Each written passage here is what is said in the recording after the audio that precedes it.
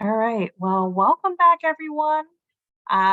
We're so excited to have you all here for this final part of this four-part series on federal grant writing. Um, we are recording all of these calls, and as soon as we get the video uploaded, we'll be emailing the recording out with the slides um, for the folks who registered. So again, my name is Melanie Edwards, and I'm with the Wallace Center, and I'm based in Washington State on the Olympic Peninsula on Coast Salish lands. Before we welcome back our amazing guest, Dr. Barrett Bond, we want to refamiliarize you all with our work. The Wallace Center is a national nonprofit that brings together ideas to co-create solutions and build healthy farms, equitable economies, and resilient food systems to support a future where all communities have the power to nourish themselves. And our work is delivered through the Food Systems Leadership Network, which is a national peer learning community that connects current and emerging leaders, strengthens individuals and collective leadership capacity, and fosters collaboration across communities. And the goal of the network is to accelerate a just realization of an equitable and sustainable food system that generates good food for all. So as we start this last topic, where we're going to be talking about identifying measurable objectives, we just want to remind you all that we're not experts in this, and we're here to talk about the details of the, and we're not here to talk about the details of the RFAs for the grants. So if you have some like very, very technical question, we encourage you to reach out to the USDA. I'm going to pop their email addresses into the chat, and they can help you answer some of those questions that are a little bit more technical in relationship to these grants. So with that, I am really excited to reintroduce Dr. Barrett Vaughn, who serves as the Associate Professor at the College of Agriculture and Environment and Nutrition Sciences at Tuskegee University. On Monday this week, Dr. Vaughn walked us through structuring objectives for your federal grant application, and you had some homework to do. So I hope you came prepared with your homework today. So with that, I'm going to hand it over to Dr. Vaughn. All right, thank you so much.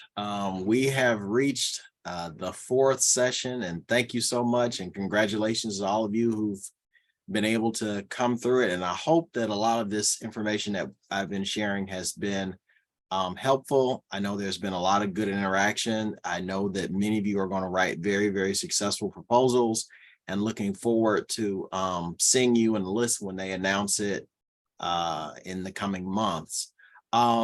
Today, we're going to be dealing with measurable outcomes and tasks and the like. And so we've got quite a bit of content to actually go through. I'm going to start, as I have for the last, I guess, two sessions, with sort of a very quick, very brief overview of what we've gone through so far.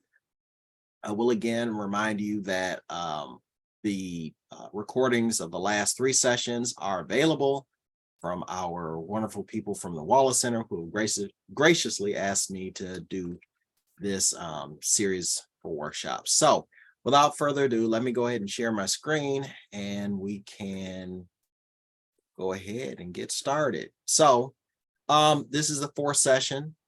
This is me. You've already been introduced. So we've already gone through the first three. Today, we're going to be looking at identifying measurable outcomes and developing tasks. And a bit of housekeeping. You know, if you can have your video on, please do. If you have a question, please raise your hand. Please keep your device on mute, and please do ask questions. We're going to have a Q&A after this about hour-long session, and you can ask questions then, or you can ask questions at any time during the workshop. We welcome your questions. Focus of this workshop, I want you to be prepared for the LFPP and the RSFP and every other funding opportunities out there to come, because we are going to focus on you developing the skills that you need to write proposals, which would include for this particular opportunity, but for future opportunities as well. The Wallace Center hosted a great workshop last week on Tuesday that was specific to these, and that link should probably be coming up in the chat.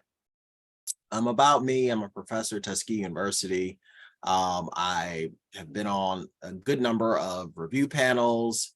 I wrote a book. It's available on Amazon. It's $10.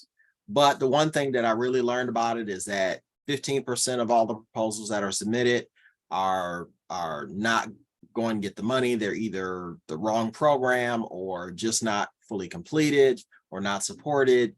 10% are excellent. They're more than likely to get the money. But in the middle is the majority of all proposals. About 75% are they're good, they're okay. They just be missing a couple things. And what we're hoping to do through this series of workshop is to try to get you to the head of the line in that middle 75%, and hopefully to get you into the 10% that has the best chance to get the money. Just reviewing the first session that we had, session 1, brainstorming and capturing a vision. Your vision is what you want to see accomplished in the world. Your goal is, that you want to see met. Your idea, however, which is the focus, is a written description or documentation of your vision or a portion thereof, and will be done with a prediction of the outcome, and it exists within a finite time and space.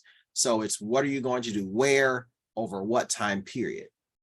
And so your idea is a portion of your vision. If your vision is A through Z, few funders are going to support A through Z, but they may fund part of the idea, which are certain parts of it. And if you remember nothing else from all this, is that the reviewers are critiquing the idea, not the vision, and not you.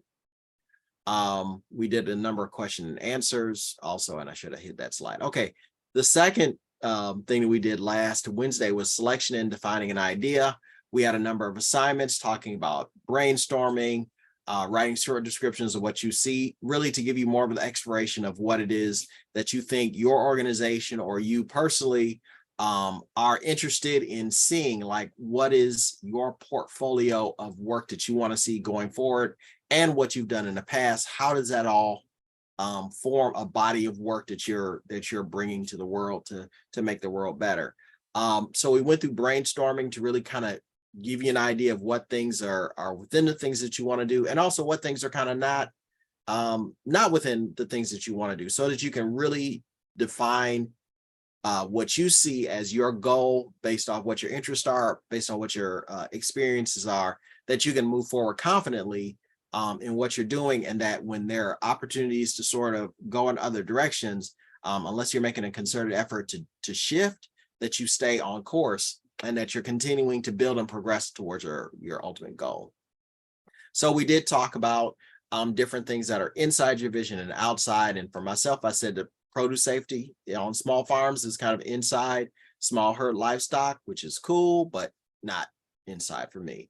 So we talked about personally determining your vision, and basically, once you sort of understand what it is that you really want to do and are prepared to do and have a passion for doing, the criticisms that you may get will not be based on that. There may be criticisms, but you will be able to, quote unquote, dodge reviewer negative comments simply because you're not outside of your sphere of knowledge, influence, or outside of your scope. So we really talk about defining the idea, this written documentation. And so, if you define the idea out of A to Z of things you're interested in, maybe you're looking at BLT because everyone likes BL and T.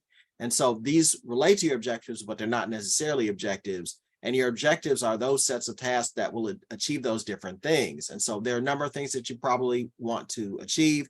Could it be with small farmers, with food hubs, with youth, with agribusinesses, with food businesses, whatever it is, you want to see something come out of it. And a lot of times it's not just one single thing, it's sort of a suite of things that work together. And so your objectives sort of are those sets of tasks that will achieve that.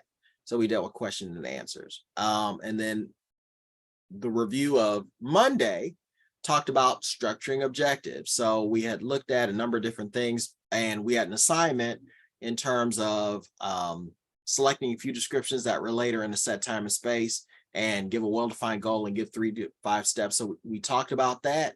How did that help you sort of define what it is that you want to do, and really kind of working on what your vision is for what you want to do. How did that help you sort of figure out those things that you really want to do, particularly for this grant opportunity, but for others in the future? And so we talked about goals and objectives. We sort of have this large nebulous thing that we're calling the vision, and it's what you want to see in the world.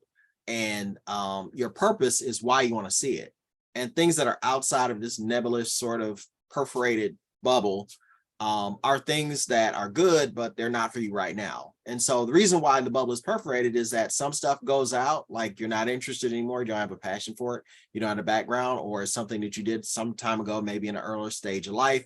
And the things that are on the outside might be things that become national needs or fit your interest. And so they can actually be brought into. So, but when you talk about your idea, that's on paper. That's the idea that you put it together. So the idea is what you want to have funded by someone, and why you want to have funded is your goal, because you want the world to be improved in a certain way. But you have this idea of how to do it. And you've got these different objectives, 1, 2, 3, up to however many you have. And then the tasks under that objective are how you talk about getting there. And so we talked about goals and objective and funded projects. And I gave you a number of different examples that came out of this last year's description of funded projects. There were 94 projects that were awarded, over 31 million that were given out. And I know that some of you on the line today are going to be in the fiscal year 2023 description. And so talked about a number of those, and then we got into the logic model, talking about the logic model. We're going to touch back on a logic model today, but you have your situation, which is sort of the thing that's you're trying to deal with and change.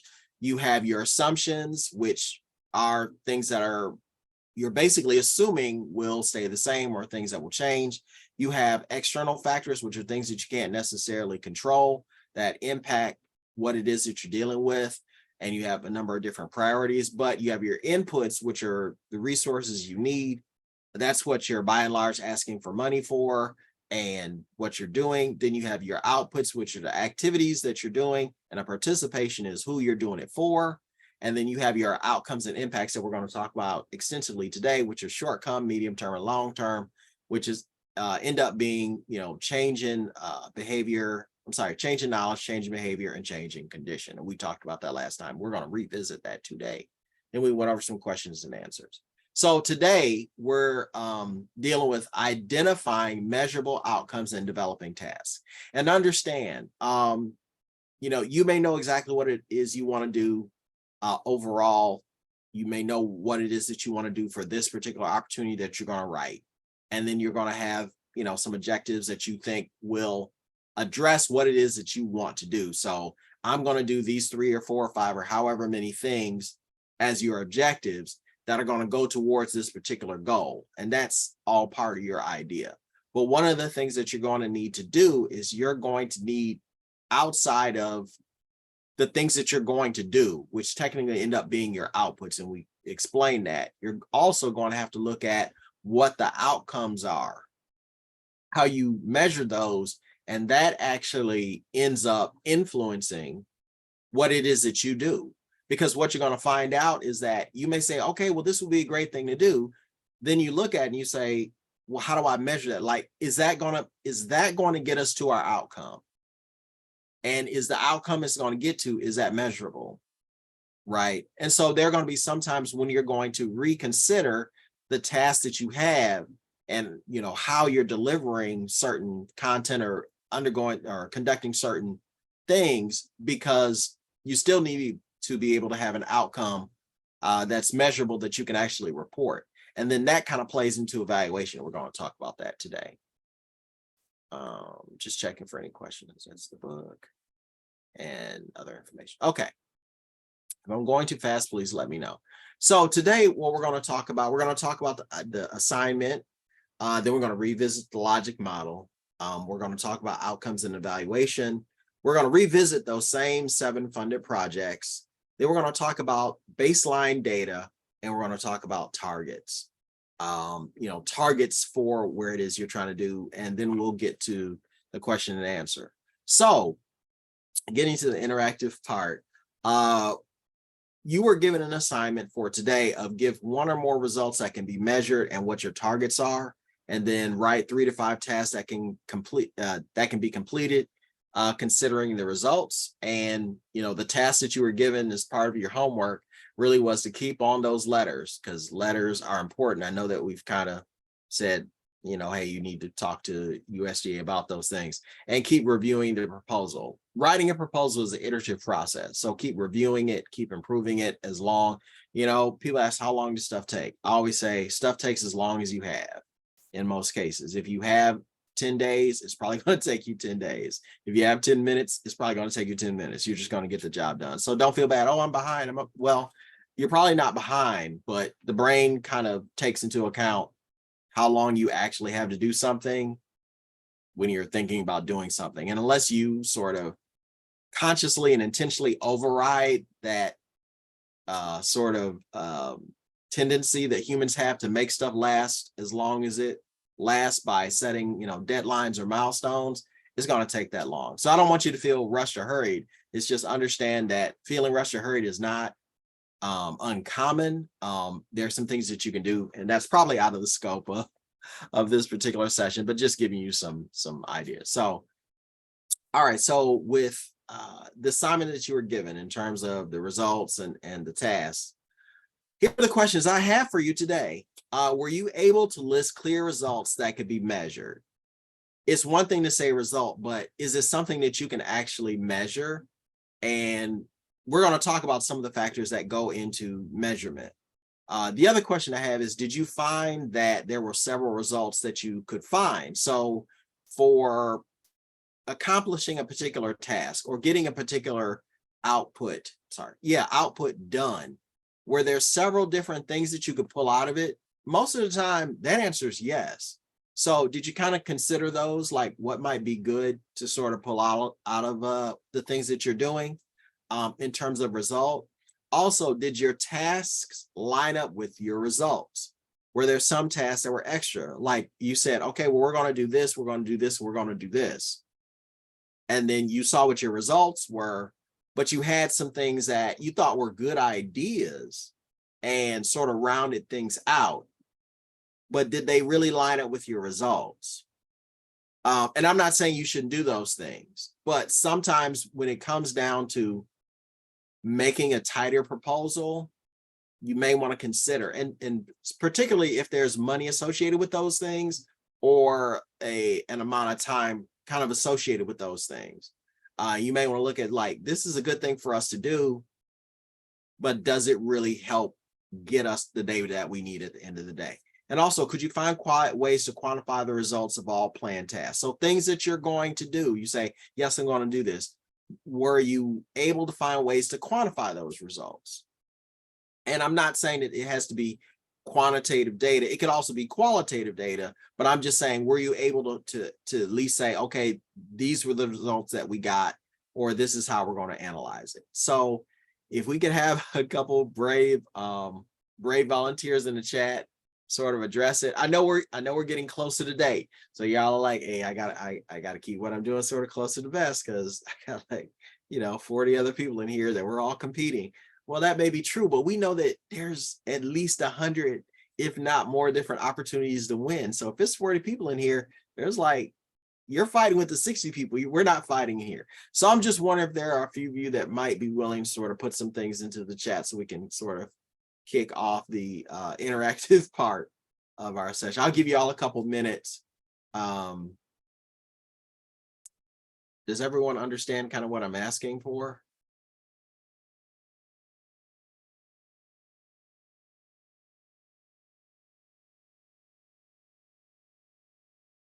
Like I should be playing the Jeopardy theme right about now.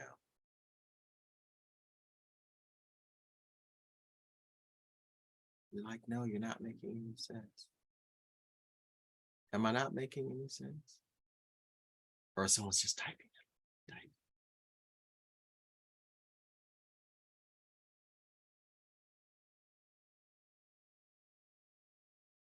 Does anyone want to come off of mute? Would that be easier as well instead of typing?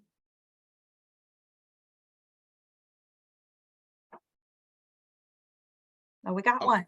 All right. Yay. Okay. Looking to move from just selling produce at a roadside stand to adding value-added products, for example, jam, syrup, and pie filling for my berries. That's great. And so that's what you were was that what you were looking at in terms of results? So the proposal that you're looking at is really trying to develop value-added products, process value-added products, or something in that vein. Is that what you're saying?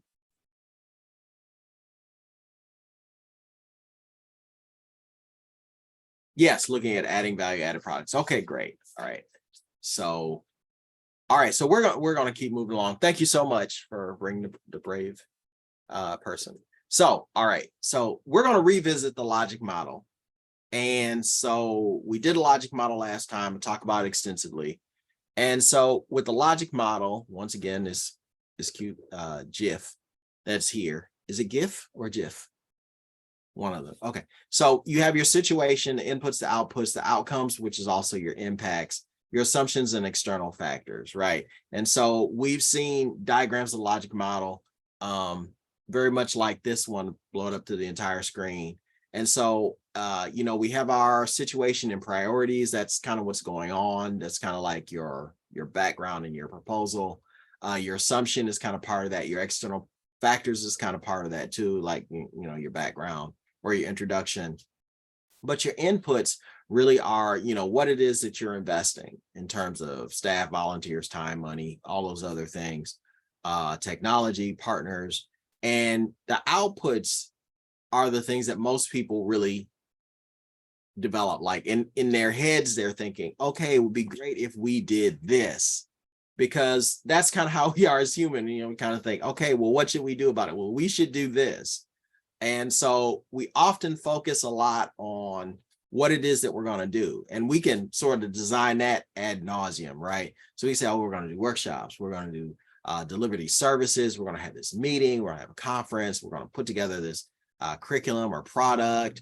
We're going to provide counseling. We're going to have these trainings. We're going to, facilitate such. So, there's a lot of different things that, we really think of. And even who we reach, we typically tend to have that at top of mind. Like, we're really concerned about these farmers, or we're really concerned about, these agribusinesses here. We're worried about food entrepreneurs, or we're really worried about students and what they do, or worried about teachers, or, we're really concerned about that. So a lot of times we're very, very focused on, what activities we want to do and then the participation that we want to get out of it. Well, on the other end of things, once we have those done, there are the outcomes and the impacts. And we're going to talk about those a lot more today. And the thing is, many times we consider what we report as being the report of our activities. And by and large, even though those may take some time to really develop and to really report on, they're not outcomes.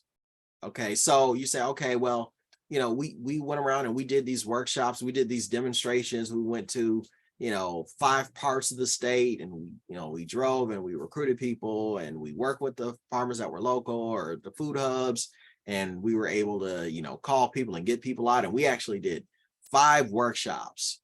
And we're like, okay, in terms of what you report, we did 5 workshops. And you're thinking, hey, that took a lot of effort. And no doubt that probably did take a lot of effort. It took a lot of coordination. It took a lot of blood, sweat, and tears, making sure that you got your activities together. But by and large, your activities are just that. And so I would say over the last, I don't know how many decades, there's been more of a shift and emphasis on outcomes. And so when people are reviewing, things that people have done, like people that are in Washington or in your state capital, and they're looking at, okay, well, there was this great project. So what? And if you come back and you say, well, we had 5 workshops, and to yourself, like, that was a big deal. Like, you got people together, you got people to come out, you had to make calls. You had to contact influencers in those communities and actually influence them to, share some of their goodwill and actually endorse what it was you were doing, which actually convinced some other people to come. But from the top level, grantor perspective, they're like, okay, so you did some stuff. Okay, so you gave us numbers, but the numbers don't really tell us how people's lives were changed, because that's really why we gave you the money, is that we wanted to see some people's lives change, not just you sort of, pad your salary, or you kind of drive around and get your per diem and meals and incidental expenses. Like, they're not as interested in that. Like, they want to see that for the taxpayer dollars that go to the government, that it's coming back and it's actually making a change. So the way that you really quantify change really is your outcomes and impacts. And so we talk about short-term, medium-term, and long-term. And a lot of the times, the way that those are framed between the timescales, which of course are relative, is really learning or change in knowledge, action or change in behavior, and condition in terms of change in condition. And so what we're going to talk about today really is getting more of a idea of how you are going to quantify these things and how you're really going to plan for these things. And because the important part is that you're sure that you're able to capture these things. And so in capturing them, it may take some planning and making sure that you have tools or instruments or resources or, ability to document these things and structure them to be so that you can be sure that you're able to capture, change in knowledge, change in behavior, and change in condition. And don't get me wrong, change in knowledge is relatively easier and relatively more immediate to measure. Change in action, sometimes there needs to be a, incubation time or germination time, since we're dealing with agriculture, for you to start to see anything really growing. But changing condition is something that may be more of a longer term goal, which may even extend past the time of the project.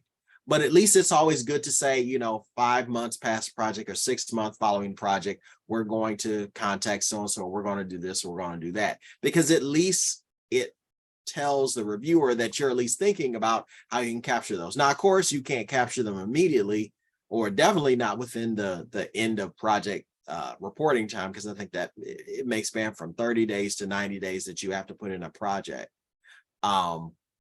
But at least you're thinking about these things. So we're going to delve a little bit deeper into these things. Okay, so like we just said, logic model outcome. So change in knowledge, typically it's measurable during the activity. Change in behavior, typically measurable shortly after the activity and relatively easier to measure than change in condition. And then changes in condition are measurable sometime after the activity and can be more complicated to measure. All right, so going back to our little diagram, you have your idea, which is what is your written thing, with a goal of why you want it funded. So what you want funded, what it is you're asking them to give you money to do. And then your goal really is, why do you want it funded? Because they're going to say, well, why should we give you the money? That's because you have this goal. And then you have their objectives, things you're trying to achieve. Whoa. Okay, that's new. Is everyone seeing this? Wow. Okay.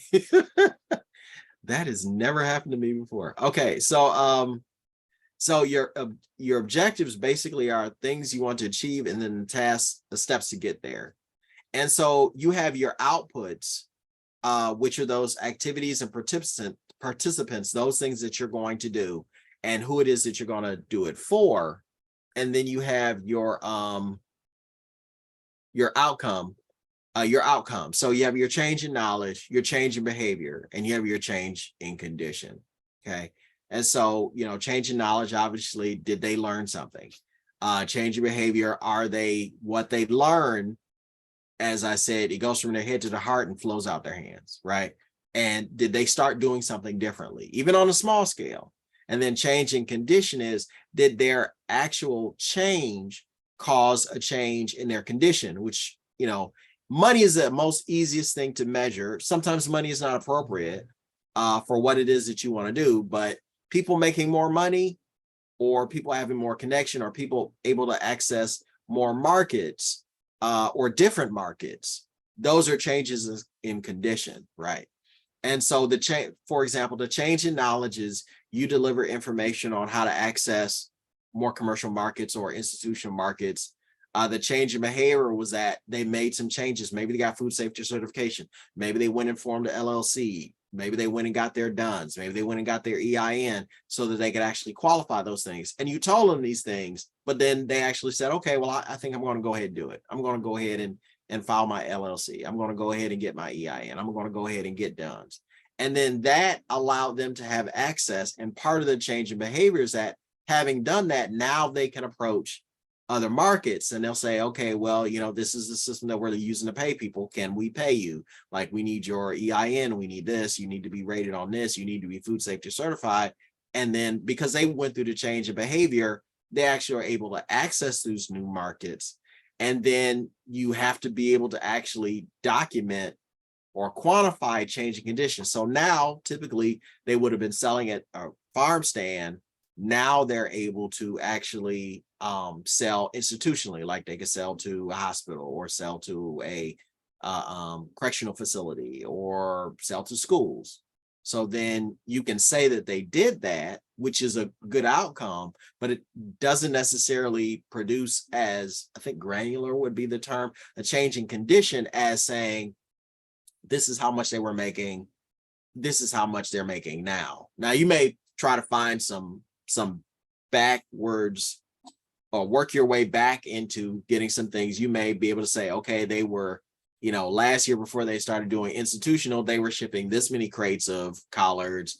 But now that they have institutional buyers, they're shipping even more. And so at least you're showing change in condition, because at least most of the farmers I know, they do not want you knowing about their money business. They don't want their wives knowing about their money business, much less some outsider. I shouldn't say that. Or husbands, or wives or husbands, or husbands or wives, or significant other, whichever leaning. So that's kind of what we're talking about here. Any questions so far before I launch forward?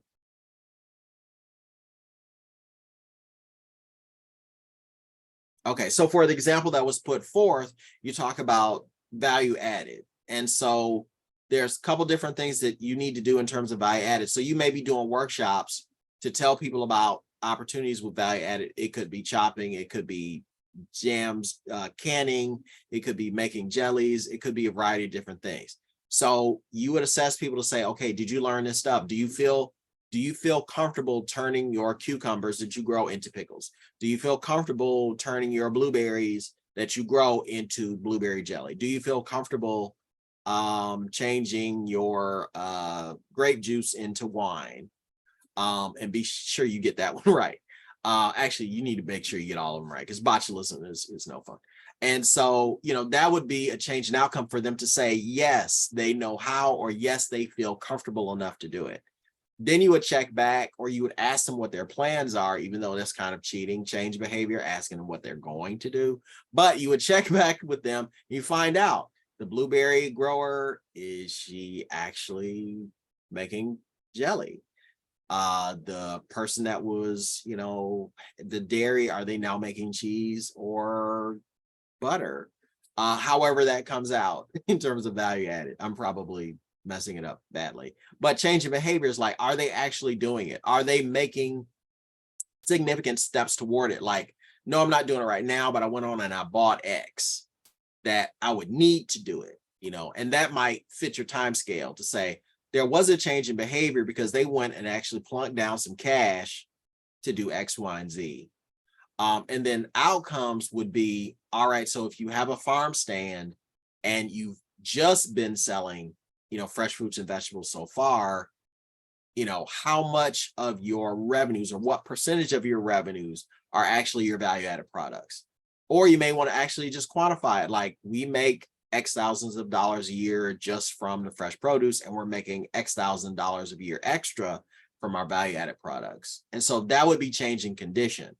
And so that's kind of an example. I know looking at it from a monetary standpoint is probably cheap. I know a lot of you have projects that are not quantifiable in money terms, like you're trying to change people's lives and people's conditions, not necessarily money wise. It could be health wise, it could be a number of different things, and those are all quantifiable. You can definitely measure those as well. Okay, so talking about outcomes and valuations, that doesn't go away. Oh wow, okay. Outcomes and evaluation plan. So you have change in knowledge, measurable during the activity, change behavior, measurable shortly after the activity, relatively easier to measure, change in condition, measurable sometime after the activity, and can be more complicated, typo, to measure. And so you need to reverse engineer your task to fit the desired outcomes from the outputs. Okay. So the thing is, you have to look at what it is that you're trying to get out as your outcome. Okay, so let's take the example of they want to sell value added products, or they want to produce them for sale. So producing them is, kind of the behavior change. The change in condition really is looking at how many sales there are. You can look and you can quantify sales as, how many gallons of, gallons, or how many jars of jelly, or how many gallons of jelly are you selling? How many pie fillings are you selling? How, you could do it that way. You could quantify it in terms of change of condition, kind of sort of, by saying we've introduced 5 new products. We have a pepper jelly, a blueberry jelly, a apple butter that we're also jarring. Like, you could do it that way. It's very cheap, but it works, right? And so there are different ways that you can do that in terms of what it is that you want to do. And so you have your change in knowledge kind of has to fit along the way. So if your activity is to teach people how to do these things, the change in knowledge needs to measure either, and I talked about it last time, either you're going to measure whether or not they say they know more, or you're going to measure whether or not they actually do know more. But unfortunately, the latter gives you much more nice, reliable data, but the former is much more palatable to people. Like, if you ask me if I know more, I can give you a thing on a 5-point Likert scale and say, okay, do I, agree, disagree? I learned more from this, and I'll say, yes, I strongly agree. I learned more. And then you can assign those to numbers, and you can say, you got a 4.5 out of it. But if you actually ask about what you learned, you get actually more of a gauge of the knowledge to say, given this list of steps, they were able to say which steps in which order they needed to put them in accurately in terms of safely producing a jelly. And which ones protect food safety, like labeling kind of sort of protects food safety and those kinds of things. But like I said, those are the things that give you the best data in terms of reportability. But in terms of your client base, maybe your client base would be like, yeah, I'll do that. I'm happy for that. Maybe you gamify it in some kind of a way to make it even, a fun thing, with clickers or Kahoot, which is kind of an online quizzing thing where you don't actually need a physical device, which is good because clickers are kind of not cheap. But you may have a population that don't readily have, a cell phone. They may not be able to have a cell phone and just, go to Kahoot and go ahead and kind of do your quiz. You may have some people that actually need a physical clicker, and they need to have something to actually click, 1, 2, 3, 4, 5. So you want to consider those things. When it comes to change in behavior, depending on your setting, depending on what you want to look at, you want to go and sort of, make sure that it's, you're addressing a behavior that you can measure the change and how you measure the change. Let's say if it's, you're talking about teaching people about nutrition, are you going to be able to have people do food logs? Or can they do that? Are they able to do that? Are they able to download and use an app where they just scan the food they eat, boom, boom, and They don't have to necessarily do that. Those apps actually are existing. They're getting probably better every day. And then changing condition, we already talked about that. But you need to kind of look at your desired outcomes and be sure that the tasks that you're doing really fit in with that. So outcomes and outputs, you really talk about the measurements that you need to take and when you need to take them, the outcomes that you're trying to actually measure, whether they fit, and then whether or not the tasks are actually things that produce the outcome. And then the outputs really are, what it is that you want to come out of it, like the things that you're doing, and do they relate? So all of these things are going to end up relating together. And the more fluid that they are to really get you what you need is good. Like, I'll give you an example, and I think I may have talked about this. I was part of a team that was writing a proposal, and it was for kind of like small business training. And one of the things that we looked at was having different phases of training, like, kind of a more basic phase and some more advanced phases, and some consultations to go with it. And when it was written, we set the measurable outcome, really was the measurable output. The measurable output that we were going to measure as being them going to the fundamental, the first set of workshops. And so every other output that we had, every other outcome that we were measuring really was looking at, okay, they went to that, we documented that, and that was us documenting our output. But based off of that, like the people that really went on and came up with a plan, like a business plan, and then how many of those took the business plan and actually took it in front of a lender, and then how many of those actually got money. And so kind of looking at the different phases of that. And so the change in condition from us, according to what the funder wanted, was they were interested in people actually successfully getting money. Wasn't about revenue, wasn't about how successful they were, wasn't about how long they were successful. This was a project that was focusing on making sure that people had access to financial resources. And as long as they got financial resources, they were fine. Like, business, we hope the business will be successful because now they've got access to capital. But that was what they were interested in. So we gave them what they were interested in. They were interested in people having access to capital. We arranged everything towards access to capital, and we wrote our outputs in terms of people having gotten access to capital. And that is what we were going to measure. How many people got it, but also how much they were able to get. And that, we hope, was not going to be something that they would feel itchy about sharing with us. So I talked about this already. When we talk about measurement, changes in knowledge, it could be a pre or post questionnaire. It could be a hands-on demonstration. It could be from observation as well. Do you see, someone is castrating a poor goat. So are they doing it right? Heaven forbid they have to try to do it over again. But you can definitely look and see if they're doing it correctly. You can put people at the board and have them go through whatever the process is that you've taught them. Change in behavior, follow-up contacts. It could be a postcard, phone call, site visit, a food log, activity log, whatever it is. Some of these, as I say, can be gamified. Some of these can be done through apps. You give a person an app that actually helps them to keep them on track with doing the thing that you want them to do. If you want farmers to keep track of animal incursion so that they can, act upon it, you can give them an app that does that, and probably something out there exists. And changing condition, you can follow up, through a full-scale case study, really sitting down with them, looking over the whatever kind of materials that it is that they should be generating to prove that there's a change in condition.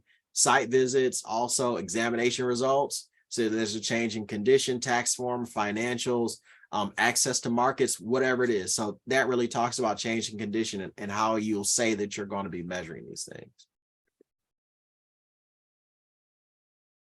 It also gets harder to claim causation as you move from knowledge to behavior to condition. Yes, it does.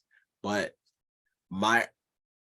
it does, because there's less of a direct line from success to what you did. And it reminds me of a story. I remember, I think I was in my junior year or so. And when I went to Michigan State for undergrad, there was a course that they asked minority students to be in. And it basically, we had a number of other students who were not happy that we had a class for ourselves, but all the class was teaching us was a bunch of basics that we probably didn't get in high school: how to write a resume, how to dress for an interview, how to calculate a GPA, like basic stuff that a lot of students know. So anyway, some of the students were upset that they couldn't enroll in a class, but anyway, thank you. Someone just deleted that. Oh, go Spartans, go Spartans, go green, go white. And so the thing was, years later, after I had my proper upbringing from a working class Detroit home with a mother, stay-home mom, and an auto worker, I was in the class and I did okay in the class, and I went on to do okay and had leadership experiences, blah blah blah. And so a couple years later, he said, you've done really well here, and I'm sure that it's because you took my class freshman year. And I'm sitting there thinking, like, if you say so, sir. But yes, you're right. Causation kind of, but from this standpoint, it's not so much the overall reason. You're trying to measure whether or not someone who was exposed to your content and outputs achieve that. And there might be a long road between that to get them to that, but you're worried about who you kind of ministered to, who it was that you dealt with. So, I mean, it's almost like, this is a morbid example, but, every time that you hear the side effects of a new drug, fatality is always a side effect. And you're like, oh my God, somebody died. Well, people, lest Jesus tarry his coming, people are going to continue to die. And so someone in the test group passed, and they have to report it just that way. Like, Mrs. Jones was doing great. And, hey, it was a bus. She was standing in the wrong spot. Had nothing to do with, the drug that they were taking. But they have to report it that way. So yes, you're absolutely right. Did I lose a bunch of people over that? So when it comes to outcomes, you want to be focused on, who it is that you're trying to get the information from, what information you're trying to get, where may be relevant in terms of the information you're trying to get, when, which can be very important, because even though you want for your higher order outcomes, you want there to be some time, but you don't want it to be too much time, right? Getting the people say, oh, we're going to check back with them in like 5 years. That probably is not very attractive to a lot of different funders, unless it's a 10-year time scope that they're giving you money for. But, you want to be sure that it's an appropriate amount of time, what it is that you're actually trying to get and why you're trying to get it, and how you're going to get it might be one of the more important things. And then the cost of doing that, because you may say, okay, well, we're going to measure such and such and this and that. And you may be expending significant resources in doing just that. I'll give you an example. Let's say that you are doing a training and it's multi-state. But then in your outcomes, you say, we're going to measure the medium and long-term outcome by doing site visits to 100 farms in the tri-state area. That might be cost prohibitive. It might be a good thing to do, but there might be cost prohibitive. Doing Zooms might be way more cost efficient, but there's nothing better than actually getting out there. So you may want to say, of the 100 farmers that we're planning, we're going to actually conduct site visits to 15 or 20 of them, and we're going to do Zoom for the rest. And you may break it up by region, you may break it up by scale, you may break it up by their major crop, however it is you decide. But you need to keep that in mind, firmly in mind. And so we're going to look at some funded projects. I'm going to try not to get tossed down a rabbit hole with this, but we've already seen these, so these are nothing new. But what I have done is I've kind of pointed out, what it is that they're saying if they said it. In terms of their outcome. So once again, this came from last year. There were 94 projects for almost $32 million, which is great. So you're going to get your piece of the pie.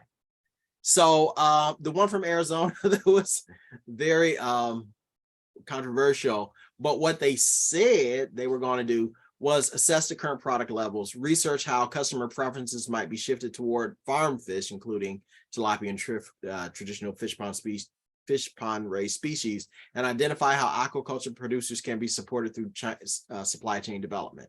So you kind of have to think, this is what they said they were going to do. How are they going to measure this, right? Current production levels. Yeah, that's probably not difficult to do. How many pounds of fish? I presume that they're raising, how many ponds they have, what the volumes are, whatever's appropriate. Research how customer preferences might be shifted. How are they doing that? Are they doing focus groups? Are they going to be actually doing tests like taste testing? Are they gonna do cooking demonstrations? Whatever it is. And identify how aquaculture producers can be supported through supply chain development. It could be GIS mapping. It could be surveys of the aquaculture producers to ask them, like, what do you think you need? Where is it that you're trying to get your product to go? How much product do you want moved? And so those might be the kind of questions that they ask with this. If anybody has a question on the way, please let me know. This one, the hub and node connectivity product, they're saying producers across the regions who want to scale up their businesses will gain reliable pathways to new wider market. New and existing markets will gain access to wider number of producers and products, along with reliable, frequent, and consistent deliveries. So those would be the things that they would have to try to measure in some kind of way. They would be looking at the producers in the regions and sort of figuring out how them establishing these food hubs is really going to serve those producers. And then also look at the markets and see how they're able to respond to having new sources of goods and services. Okay. So this one was on expanding markets and eliminating distribution barriers, a year-round produce solution for South Florida. So, they're looking at ensuring sustainable market demand for South Florida farmers. And that's kind of how this is a shorter description, but it's kind of encapsulated in that. They're going to ensure sustainable market demand. So that's probably a lot of tabulating from the farmers that they're going to be working with and being sure that they're expanding and getting these new contracts and such with different potential buyers, and talk about how, as a result of the project, they're ensuring that. How do you measure it? How much have they expanded? How much more are they actually selling? How many people are they selling to? What is the geography of who they're selling? So there's a number of different ways to sort of quantify that.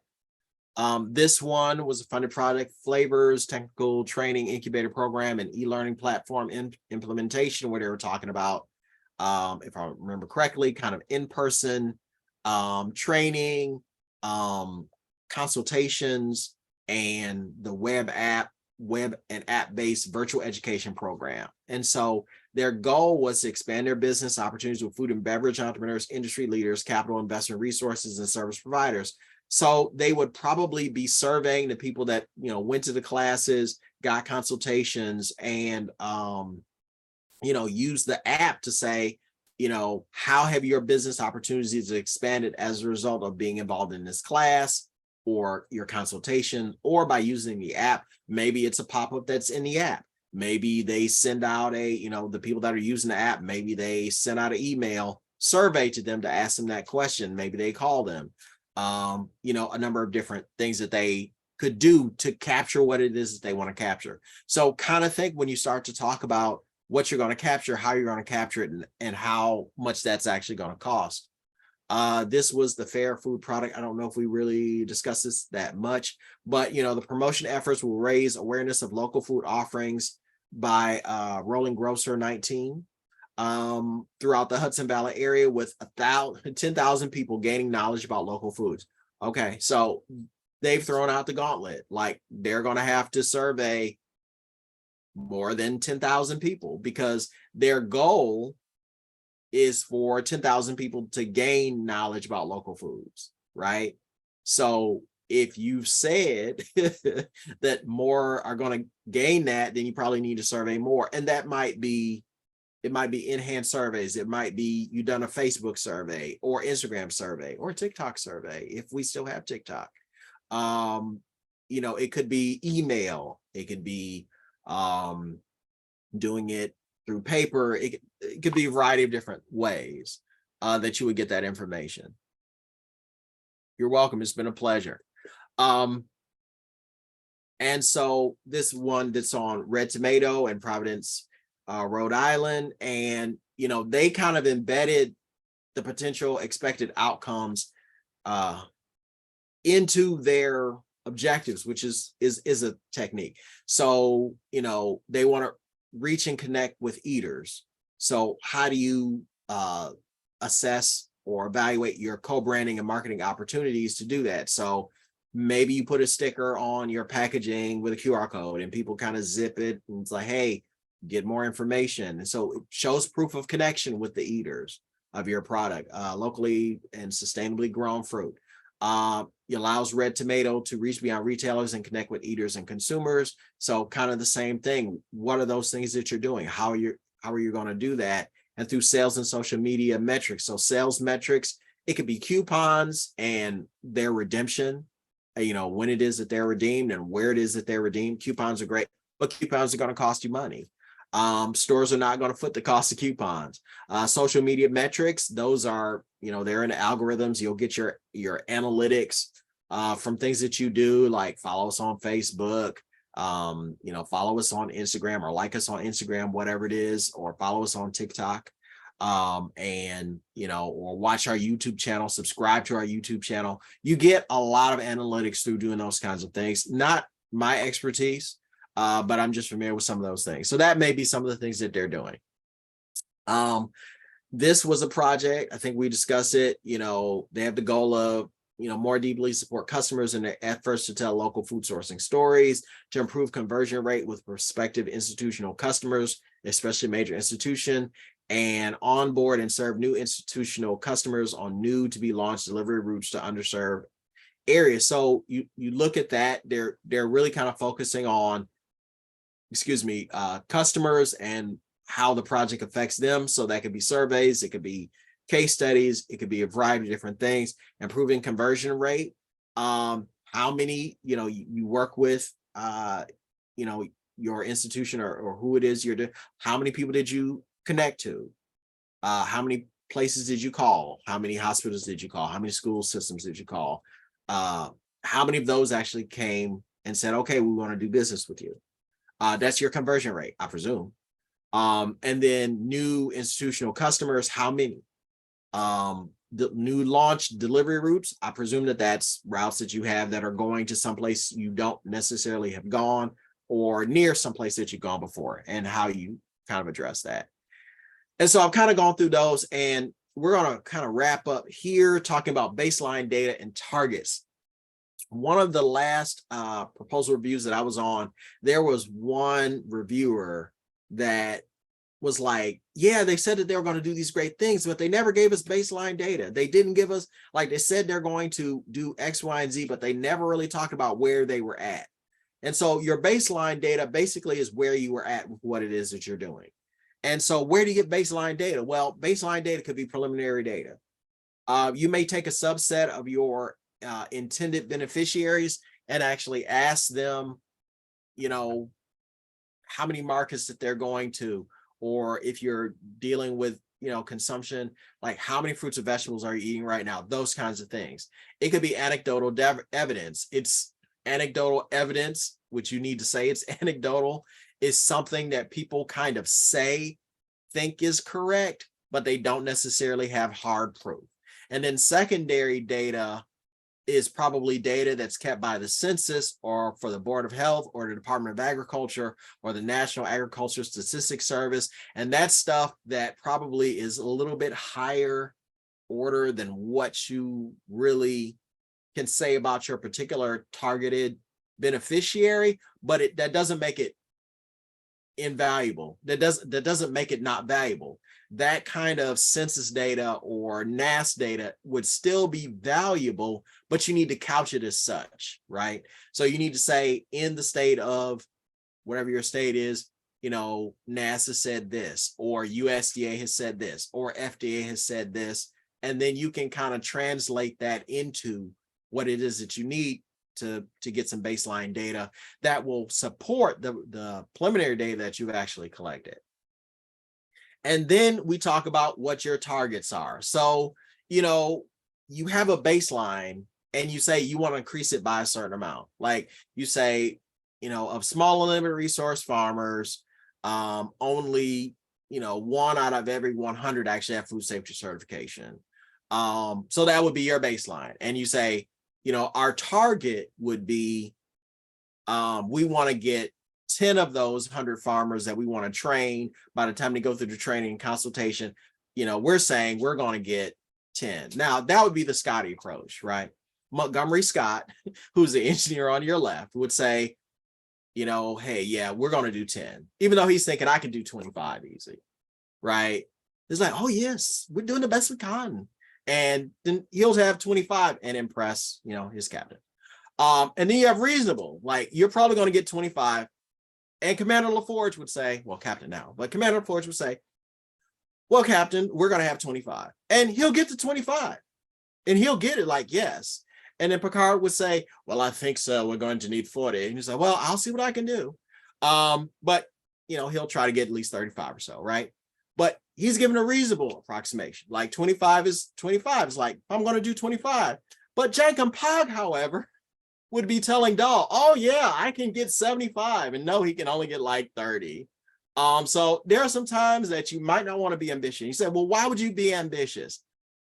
Well, sometimes you might want to say more because you have faith in your project and in your team.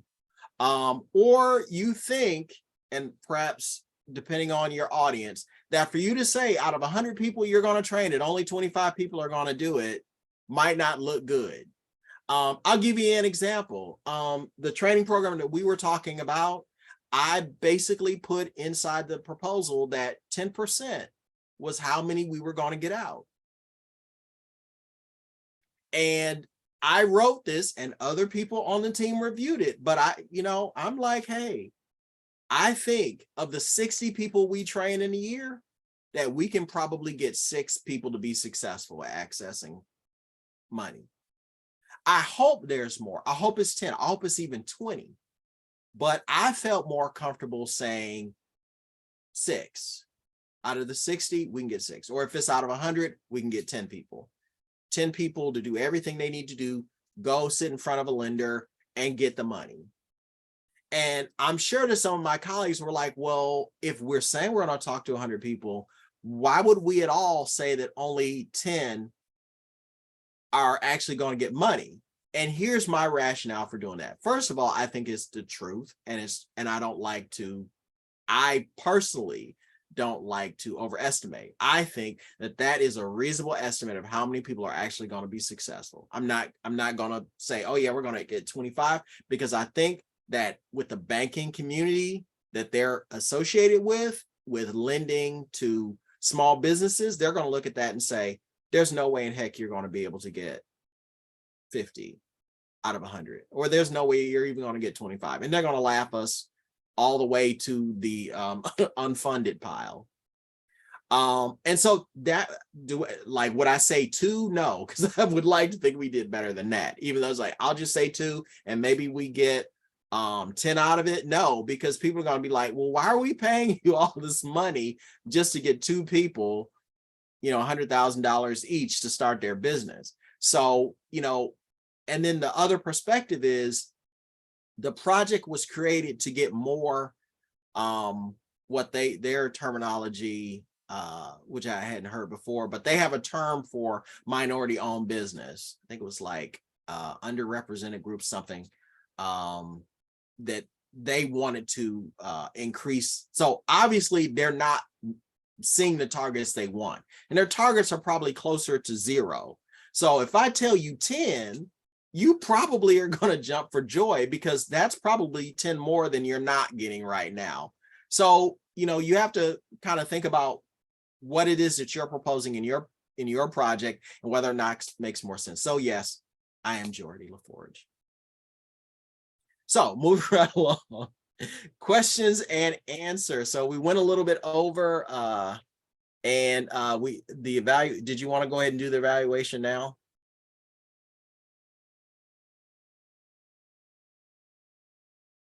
Yes. And I have not watched Picard, so please do not put up any spoilers. I haven't watched this season of Picard. I'm gonna put two things in the chat, two polls in the chat. Y'all wouldn't mind quickly answering, and I see we got some folks diving into the first question, which is in this training, did you learn something new that's meaningful for your work? Thank you so much. I'm gonna pop one more into the poll, or one more poll up.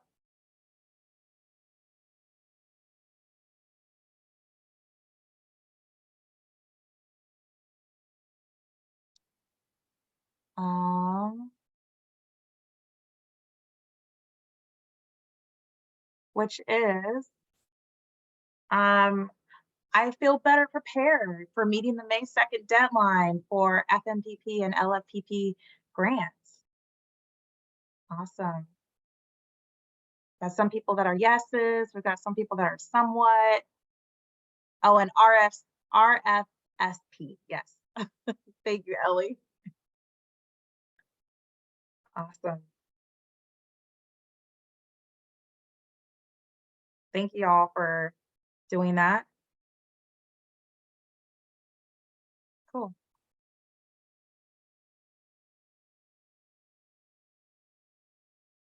All right, Dr. Barrett, back to you. All right. We've got a few minutes left. We do have a hard stop today. So now is a great time for questions.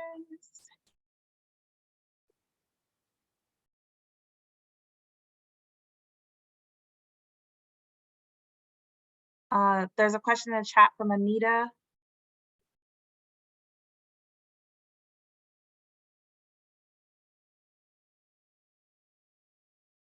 Okay.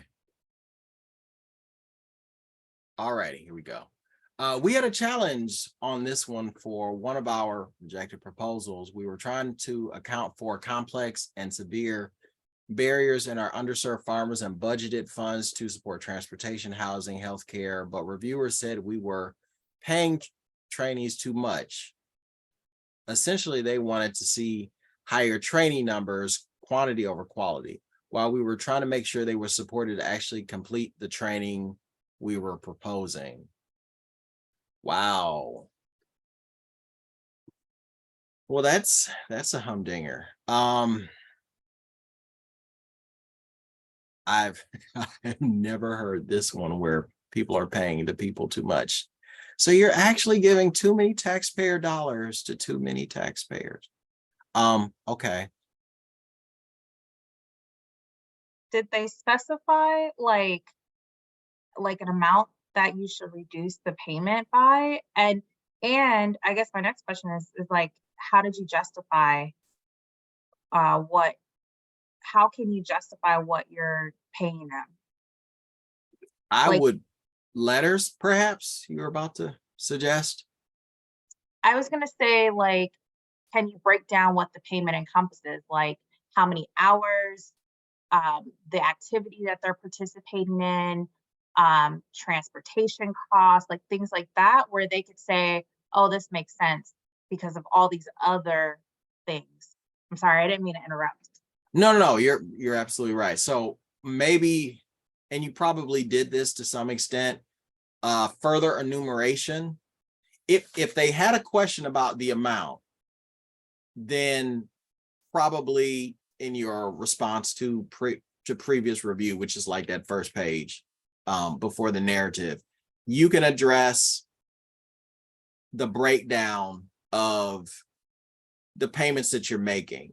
The other way to address that, and you can kind of refer to this in your response to previous review, is have people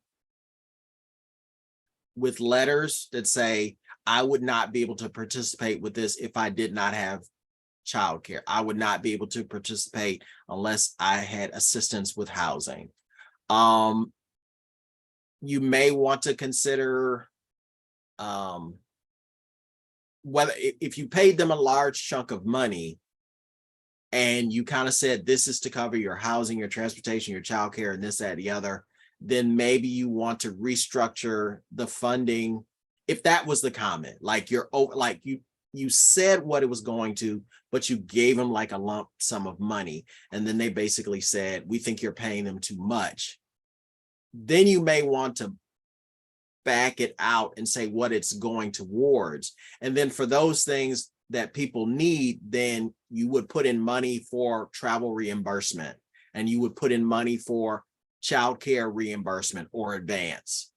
And then the payment, like let's say, just to use easy number, you were paying them $1,000, and let's say 500 of that was basically for their pay, for their time.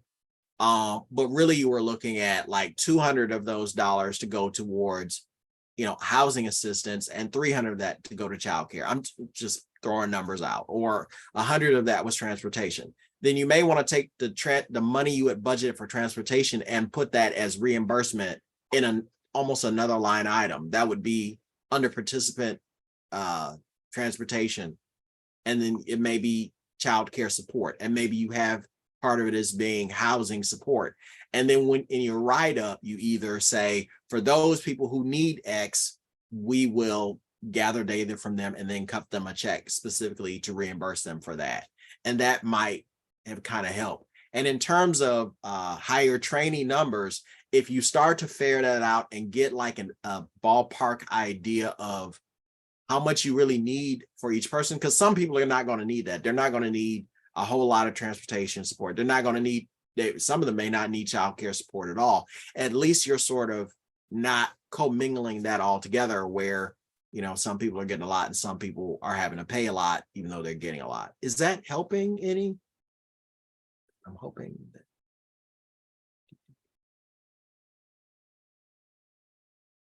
Tax rates. Yeah. Well, exactly. So that makes sense. Letters, shelters for the ministry. Yeah, makes sense. Oh, you're quite welcome. I mean, who's in the room? There are instances. Let me stop the recording. How about that? No. I mean, you can keep the recording going. You can't expect everyone who's a reviewer to understand your clients. You understand your clients very well. That's why they're your clients. That's why you were led to assist them. That's why you have a heart for them. I'm not saying that other people don't have a heart. They have a heart for somebody else. They don't have a heart that you have for your clients. And so part of the thing that it takes, like, I'll give you a perfect example. I'm in the Southeast. I'm originally from Michigan, but I live in the Southeast now. I've been here for 20 years. And here we understand what the black belt is. Okay.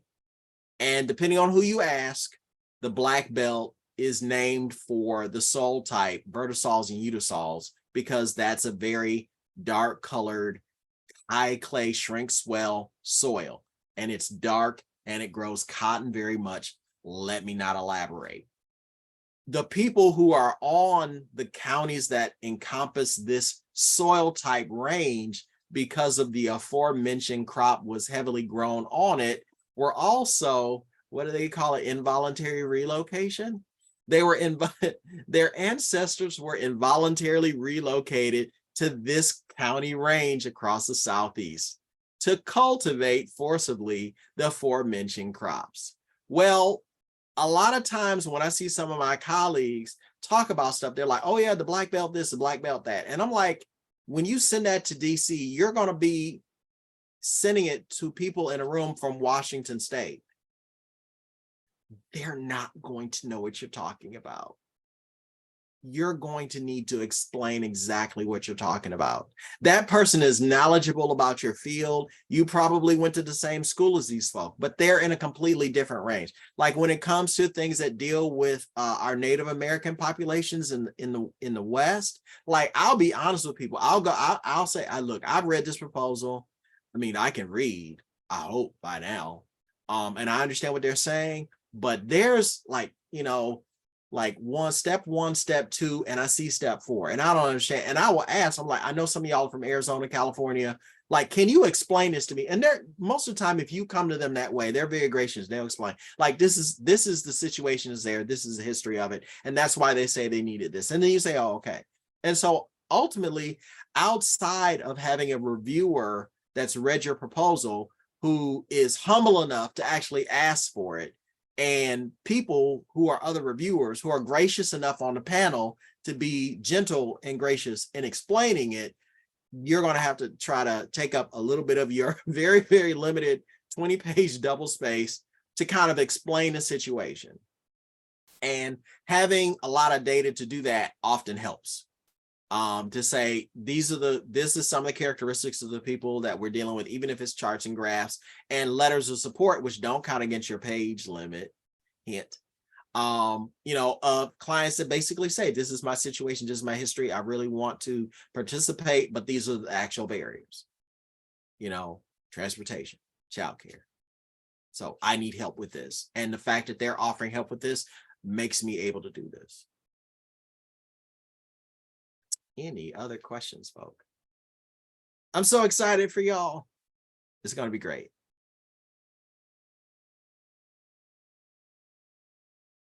When you get the money, please send me an email. Either contact the Wallace Center and tell them you got the money. I know it's not a straight line. Yeah, it's not a straight line being in Barrett Vaughn's thing and you got the money. I'm just saying, please let us know.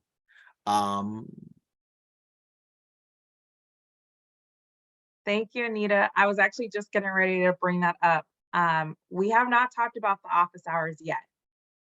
So we're changing the date of office hours. It's actually going to be on Wednesday, April 19th. And Dr. Vaughn and I are going to work on kind of setting it up in blocks, like 30-minute blocks, where maybe we might have like four to like 7 people in a block to have some one-on-one time for you all to go over your proposals and so forth. So what I'm going to do is I'm going to get that set up by the end of this week and send that out to you all people who registered. One of the goals of office hours is definitely to support BIPOC-led organizations that are limitedly resourced. So we might we're going to figure out like how we're going to structure this. So just give me just a little bit of time and we'll have the link available. We'll email it to all people who have registered that would be interested in participating. I wonder if, from a show of hands of folks that are here still with us, who is interested in office hours? You can use the reaction button or you can type it into the chat. All right, Leslie, thank you. All right, yeah, okay, awesome.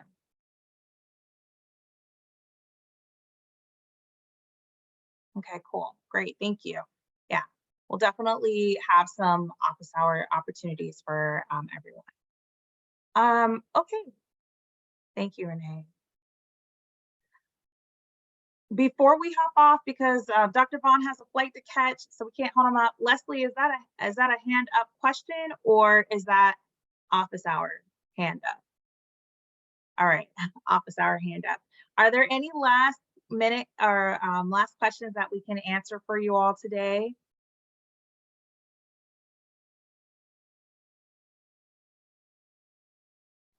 I'm sorry, I can't type fast enough, so I'm just going to say what I want to say. I'm sorry I had to join late. This has been the week of Zoom meetings and grant writing workshops, but am I able to access this online after it's all over recording?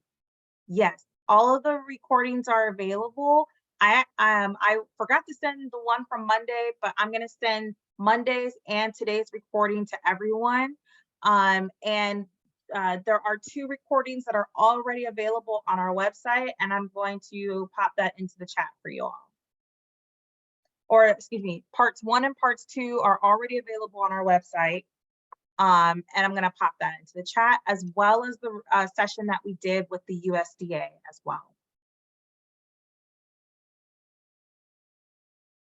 So Clinton, I hope that that works for you. You can grab that link, and then you should be able to see the first 2 videos, and then we'll send out everyone who registered the 3rd and 4th video in the next email. Thank you. You're very welcome. Thank you for joining. Is there anyone else that wants to come off mute that might have a question that they can't type into the chat?